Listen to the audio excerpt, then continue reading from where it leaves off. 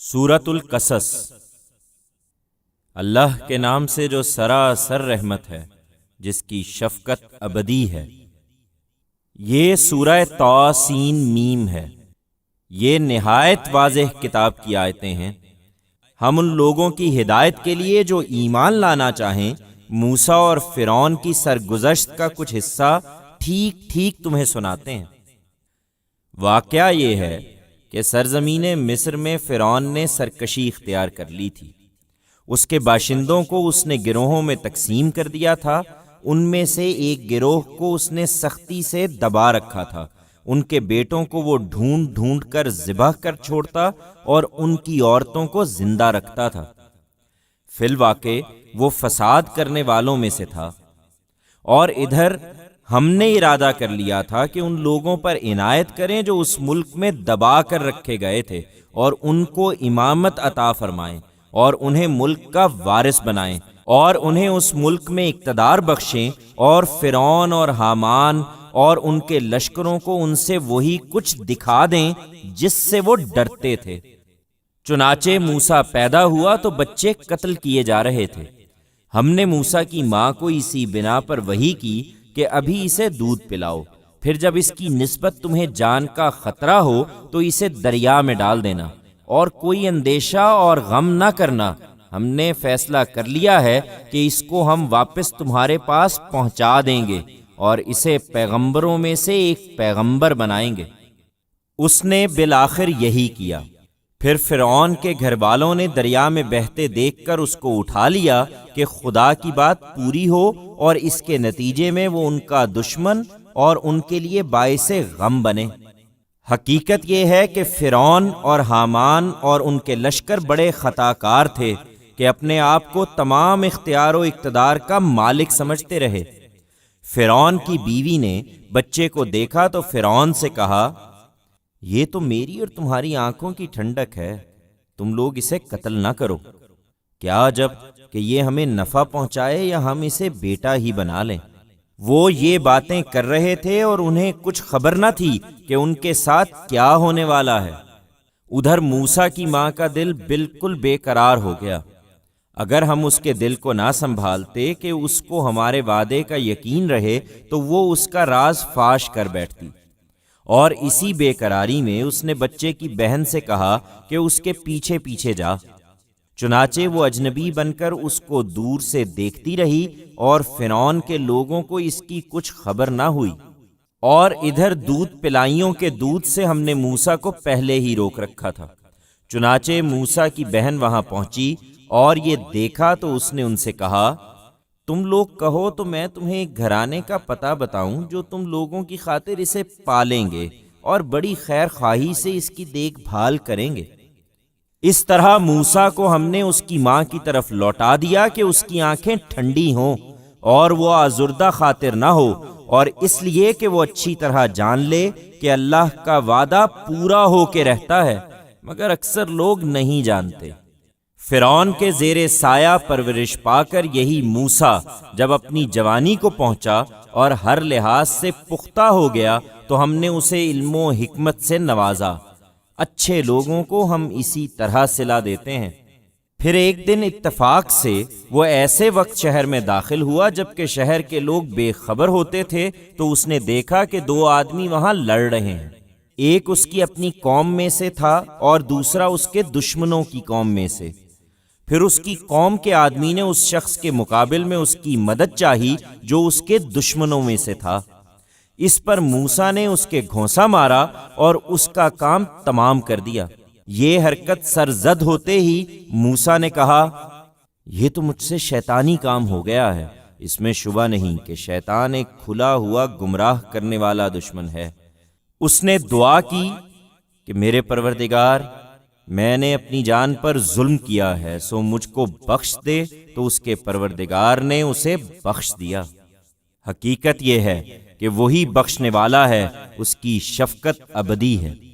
موسیٰ نے کہا، میرے پروردگار، یہ عنایت جو تو نے مجھ پر فرمائی ہے، اس کے بعد تو اب میں اس طرح کے مجرموں کا کبھی مددگار نہ بنوں گا۔ رات خیریت سے گزر گئی تو اگلے دن موسیٰ صبح کو ڈرتے ڈرتے کچھ ٹوہ لیتے ہوئے شہر میں داخل ہوا۔ پھر کیا دیکھتا ہے کہ وہی جس نے کل اسے مدد کے لیے پکارا تھا آج پھر اسے پکار رہا ہے۔ موسیٰ نے اس سے کہا، اب کوئی شبہ نہیں رہا کہ تم خود ایک کھلے ہوئے شریر آدمی ہو۔ پھر دونوں کو سمجھاتے سمجھاتے جب بات یہاں تک پہنچ گئی کہ موسیٰ نے ارادہ کیا کہ اب اپنے اور اس کے دشمن کو پکڑے کہ وہ بھی جھگڑنا بند کرے، تو اسے شبہ ہوا کہ یہ مجھے پکڑنا چاہتے ہیں، لہٰذا وہ بول اٹھا کہ موسیٰ، جس طرح کل ایک آدمی کو تم نے قتل کر دیا تھا، کیا آج اسی طرح مجھے قتل کرنا چاہتے ہو؟ تم یہی چاہتے ہو کہ اس ملک میں جبار بن کر رہو، تم یہاں مصلح بن کر نہیں رہنا چاہتے۔ یہ بات دربار میں پہنچی تو شہر کے پرلے سرے سے جہاں شاہی محلات تھے ایک شخص دوڑتا ہوا آیا۔ اس نے بتایا کہ موسیٰ، دربار کے بڑے تمہارے قتل کے مشورے کر رہے ہیں، اس لیے یہاں سے نکل جاؤ۔ یقین کرو میں تمہارے خیر خواہوں میں سے ہوں۔ چنانچہ موسیٰ وہاں سے ڈرتا اور ٹو لیتا ہوا نکل کھڑا ہوا۔ اس وقت اس نے دعا کی کہ میرے پروردگار، مجھے ان ظالم لوگوں سے نجات عطا فرما دے۔ مصر سے نکل کر جب موسیٰ نے بالآخر مدین کا رخ کیا تو اپنے دل میں کہا، امید ہے کہ میرا رب مجھے سیدھی راہ دکھائے گا۔ چنانچہ چلتے چلتے جب وہ مدین کے کنویں پر پہنچا تو اس نے دیکھا کہ وہاں لوگوں کی ایک بھیڑ لگی ہے اور وہ اپنے جانوروں کو پانی پلا رہے ہیں، اور یہ بھی دیکھا کہ ان سے الگ دو عورتیں ہیں جو اپنے گلے کو روکے کھڑی ہیں۔ اس نے پوچھا، تمہارا کیا ماجرا ہے؟ انہوں نے کہا، ہم اپنے جانوروں کو پانی نہیں پلا سکتی جب تک یہ چرواہے اپنے جانور نہ ہٹا لیں، اور اس کام کے لیے ہمیں ہی آنا پڑتا ہے، اس لیے کہ ہمارے والد بہت بوڑھے ہیں۔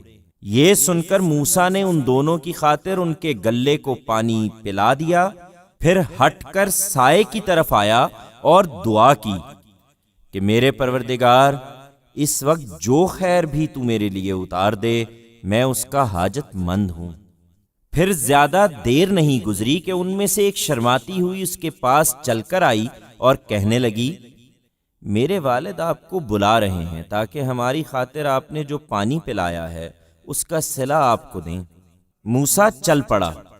پھر جب اس کے والد کے پاس پہنچا اور اپنا سارا قصہ اسے سنایا تو اس نے تسلی دی کہ اب اندیشہ نہ کرو، تم ظالم لوگوں سے بچ نکلے ہو۔ ان عورتوں میں سے ایک نے یہ سب دیکھا تو ایک موقع پر اپنے باپ سے کہا، ابا جان اسے ملازم رکھ لیجئے، اس لیے کہ بہترین آدمی جسے آپ ملازم رکھیں وہی ہو سکتا ہے جو قوی اور امانت دار ہو۔ اس کے باپ نے موسیٰ سے کہا، میں چاہتا ہوں کہ اپنی ان دو بیٹیوں میں سے ایک کا نکاح تمہارے ساتھ کر دوں، بشرطے کہ تم 8 سال میری ملازمت کرو، پھر اگر 10 سال ہی پورے کر دو تو یہ تمہاری مرضی ہے، میں تم پر کوئی مشقت نہیں ڈالنا چاہتا، خدا نے چاہا تو آگے تم مجھے ایک بھلا آدمی پاؤ گے۔ موسیٰ نے کہا، ٹھیک ہے، یہ بات میرے اور آپ کے درمیان طے ہو گئی، میں ان دونوں میں سے جو مدت بھی پوری کر دوں اس کے بعد مجھ پر کوئی جبر نہیں ہے، اور جو قول و قرار ہم کر رہے ہیں اس پر اللہ گواہ ہے۔ پھر جب موسیٰ نے مدت پوری کر دی اور اپنے اہل و عیال کو لے کر وہاں سے روانہ ہوا تو طور کی جانب سے اسے ایک آگ سی دکھائی دی۔ اس نے اپنے گھر والوں سے کہا، مجھے آگ دکھائی دی ہے، تم لوگ ذرا ٹھہرو کہ وہاں سے میں تمہارے پاس رستے کی کوئی خبر یا آگ کا کوئی انگارہ ہی لے آؤں تاکہ اس سردی میں تم اسے تاپ سکو۔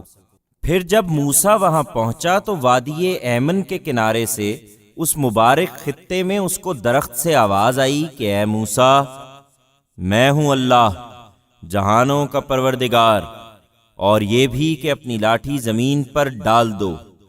پھر جب موسیٰ نے دیکھا کہ لاٹھی بل کھا رہی ہے گویا کہ سانپ ہے تو پیٹ پھیر کر بھاگا اور اس نے مڑ کر بھی نہیں دیکھا۔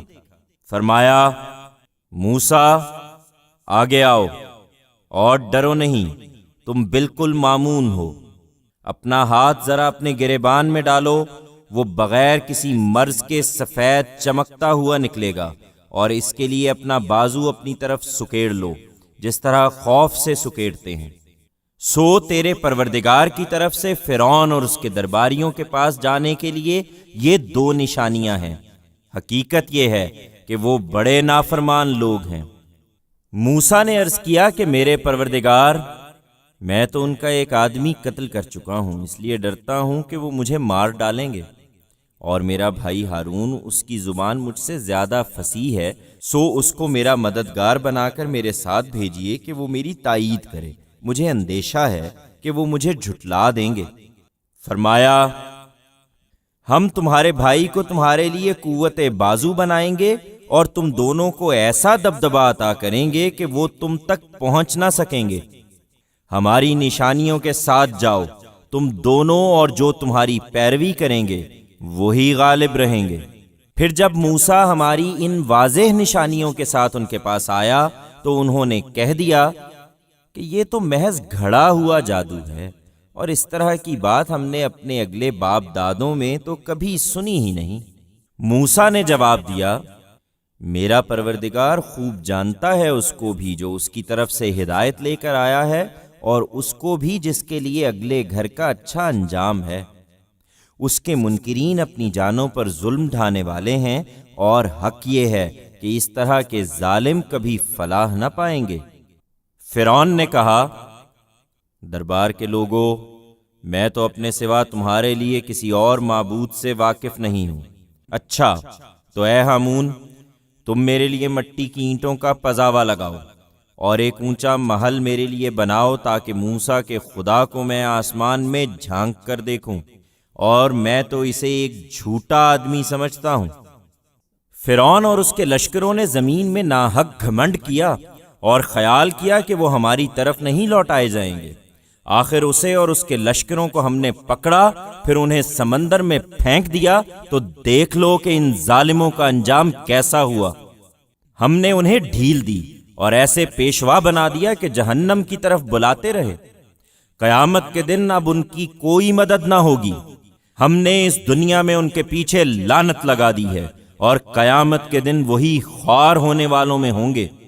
اگلی بہت سی امتوں کو ہلاک کر دینے کے بعد ہم نے موسیٰ کو کتاب دی تھی، لوگوں کے لیے بصیرتوں کا سامان اور ہدایت و رحمت بنا کر، تاکہ وہ یاد دہانی حاصل کریں۔ ہم نے جب موسیٰ کو اپنے اس فیصلے سے آگاہ کیا، اے پیغمبر، تو نہ تم طور کے مغربی جانب موجود تھے اور نہ اس واقعے کو دیکھنے والوں میں شامل تھے، لیکن ہم نے بہت سی نسلیں اٹھائیں، پھر ان پر ایک زمانہ گزر گیا اور وہ ہماری یاد دہانی کو بھلا بیٹھے، تو خدا کی عنایت سے اب تم ہی یاد دلا رہے ہو۔ تم مدین والوں کے درمیان بھی موجود نہ تھے ان کو ہماری آیتیں سناتے ہوئے، لیکن ہم فیصلہ کر چکے تھے کہ تمہیں رسول بنائیں، سو ان کے واقعات بھی سنا رہے ہو۔ اور تم طور کے پہلو میں بھی موجود نہ تھے جب ہم نے موسیٰ کو پکارا تھا، لیکن اپنے پروردگار کی رحمت سے تم اس سے بھی آگاہ کیے گئے، اس لیے کہ ان لوگوں کو خبردار کرو جن کے پاس تم سے پہلے کوئی خبردار کرنے والا نہیں آیا، تاکہ وہ یاد دہانی حاصل کریں۔ ہم تمہیں نہ بھیجتے اگر یہ بات نہ ہوتی کہ جو کچھ انہوں نے آگے بھیجا ہے اس کے سبب سے کوئی آفت ان پر آئے تو یہ کہنے لگیں کہ ہمارے پروردگار، تو نے ہماری طرف کوئی رسول کیوں نہ بھیجا کہ ہم تیری آیتوں کی پیروی کرتے اور ایمان والوں میں سے ہوتے۔ پھر جب ہماری طرف سے حق ان کے پاس آ گیا تو انہوں نے کہہ دیا کہ جو کچھ موسیٰ کو ملا تھا وہی اس پیغمبر کو کیوں نہیں دیا گیا؟ اس سے پہلے کیا یہ اس کا انکار نہیں کر چکے جو موسیٰ کو دیا گیا تھا؟ انہوں نے کہا کہ تورات اور قرآن دونوں جادو ہیں، ایک دوسرے کے موافق، اور کہا کہ ہم ان میں سے کسی کو بھی نہیں مانتے۔ ان سے کہو پھر خدا کے ہاں سے کوئی اور کتاب لے آؤ جو ان دونوں سے زیادہ ہدایت بخشنے والی ہو، میں اس کی پیروی اختیار کر لوں گا اگر تم سچے ہو۔ اب اگر وہ تمہاری یہ بات قبول نہ کریں تو جان لو کہ وہ صرف اپنی خواہشوں کے پیرو ہیں، اور ان سے بڑھ کر کون گمراہ ہوگا جو خدا کی طرف سے کسی ہدایت کے بغیر اپنی خواہش کے پیرو بنے ہوئے ہیں۔ اس طرح کے ظالم لوگوں کو اللہ ہرگز راہ نہ دکھائے گا۔ ہم نے اپنی بات ان لوگوں کے لیے برابر جاری رکھی ہے، اس لیے کہ یہ یاد دہانی حاصل کریں۔ پھر یہ بھی حقیقت ہے کہ جن کو ہم نے اس سے پہلے کتاب دی تھی وہ اس قرآن کو مانتے ہیں، اور جب یہ انہیں سنایا جاتا ہے تو کہتے ہیں کہ ہم اس پر ایمان لائے ہیں۔ اس میں شبہ نہیں کہ یہ ہمارے پروردگار کی طرف سے حق آیا ہے۔ حقیقت یہ ہے کہ ہم تو اس کے اترنے سے پہلے ہی اس کو مانے ہوئے تھے۔ یہی لوگ ہیں کہ ان کی ثابت قدمی کے صلے میں انہیں ان کا دوہرا اجر دیا جائے گا۔ یہ برائی کو بھلائی سے دفع کرتے ہیں، اور ہم نے جو رزق انہیں دے رکھا ہے اس میں سے خرچ کرتے ہیں، اور جب بیہودہ بات سنتے ہیں تو اس سے اعراض کر لیتے ہیں، اور ایسے لوگوں کو کہہ دیتے ہیں کہ ہمارے لیے ہمارے اعمال ہیں اور تمہارے لیے تمہارے اعمال، تم کو سلام ہو، ہم جاہلوں سے الجھنا نہیں چاہتے۔ یہ اس کے باوجود نہیں مانیں گے، اس لیے زیادہ پریشان نہ ہو اے پیغمبر۔ تم جن کو چاہو ہدایت نہیں دے سکتے، بلکہ اللہ ہی جسے چاہتا ہے اپنے قانون کے مطابق ہدایت دیتا ہے، اور وہی خوب جانتا ہے ان کو جو ہدایت پانے والے ہیں۔ یہ ظالم کہتے ہیں کہ ہم اگر تمہارے ساتھ ہو کر اس ہدایت کے پیرو بن جائیں تو ہم اپنی اس سرزمین سے اچک لیے جائیں گے۔ اس سے پہلے کیا ہم نے ان کو اس امن والے حرم میں تمکن عطا نہیں فرمایا جس کی طرف ہر چیز کی پیداواریں خاص ہماری عنایت سے کھنچتی چلی آ رہی ہیں؟ لیکن ان میں سے اکثر اس بات کو نہیں جانتے۔ قریش کے لوگوں، کتنی بستیاں ہم نے ہلاک کر چھوڑی ہیں جو اپنی معیشت پر ناشکری کر کے اترا گئی تھیں، سو یہ انہی کے مسکن ہیں جن میں ان کے بعد کوئی کم ہی بسا ہے، اور ان کے وارث پھر ہم ہی ہوئے ہیں۔ حقیقت یہ ہے کہ تیرا پروردگار ان بستیوں کو ہلاک کرنے والا نہیں تھا جب تک ان کے مرکز میں کسی رسول کو نہ بھیج لے جو ہماری آیتیں انہیں پڑھ کر سنا دے۔ اس کے ساتھ یہ بھی حقیقت ہے کہ ہم بستیوں کو اسی وقت ہلاک کرتے ہیں جب ان کے لوگ اپنے اوپر ظلم ڈھانے والے بن جاتے ہیں۔ تمہیں جو چیز بھی دی گئی ہے وہ دنیا کی زندگی کا سامان اور اس کی زینت ہی ہے، اور جو کچھ خدا کے پاس ہے وہ اس سے بہتر بھی ہے اور پائیدار بھی۔ پھر کیا سمجھتے نہیں ہو؟ بھلا وہ شخص کہ جس سے ہم نے اچھا وعدہ کیا ہے اور وہ اسے لازماً پا کر رہے گا، اس شخص کے برابر ہو جائے گا جسے ہم نے دنیا کی زندگی کا سامان دیا ہے، پھر قیامت کے دن وہ پکڑ بلایا جانے والا ہے۔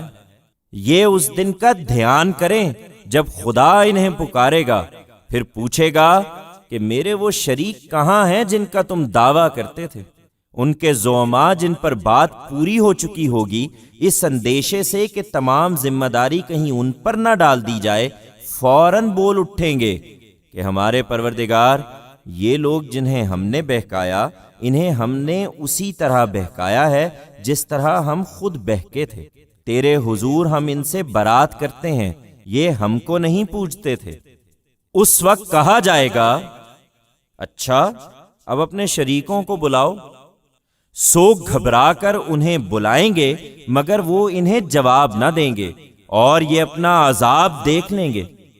اے کاش یہ ہدایت اختیار کرنے والے ہوتے۔ اور اس دن کا دھیان کریں جب خدا انہیں پکارے گا، پھر پوچھے گا کہ تم نے رسولوں کو کیا جواب دیا تھا؟ تو اس دن ان کی سٹی بھول جائے گی، پھر آپس میں بھی کچھ نہ پوچھ سکیں گے۔ ہاں، جس نے توبہ کی اور ایمان لایا اور اچھے عمل کیے، اسے توقع رکھنی چاہیے کہ اس دن وہ فلاح پانے والوں میں سے ہوگا۔ تیرا پروردگار جو کچھ چاہتا ہے پیدا کرتا ہے، اور جسے چاہتا ہے منتخب کر لیتا ہے، اس میں ان کا کوئی اختیار نہیں ہے۔ سو اللہ پاک اور برتر ہے اس سے جو یہ شریک ٹھہراتے ہیں۔ تیرا پروردگار جانتا ہے جو کچھ یہ اپنے سینوں میں چھپائے ہوئے ہیں اور جو کچھ یہ ظاہر کرتے ہیں۔ پھر وہ کسی کو اپنا شریک کیوں بنائے گا؟ وہی اللہ ہے، اس کے سوا کوئی معبود نہیں ہے۔ دنیا اور آخرت میں وہی شکر کا سزاوار ہے۔ اسی کے اختیار میں فیصلہ ہے اور تم اسی کی طرف لوٹائے جاؤ گے۔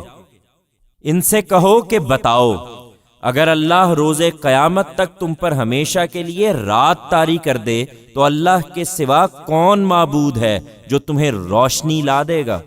پھر کیا سنتے نہیں ہو؟ کہو کہ بتاؤ، اگر اللہ روز قیامت تک تم پر ہمیشہ کے لیے دن ہی کیے رہے تو اللہ کے سوا کون معبود ہے جو تمہیں رات لا دے گا جس میں تم سکون پاتے ہو؟ پھر کیا دیکھتے نہیں ہو؟ یہ اسی کی رحمت ہے کہ اس نے تمہارے لیے رات اور دن بنائے، اس لیے کہ رات میں سکون حاصل کرو اور اس لیے کہ دن میں اپنے رب کا فضل تلاش کرو اور اس لیے کہ تم اس کے شکر گزار ہو۔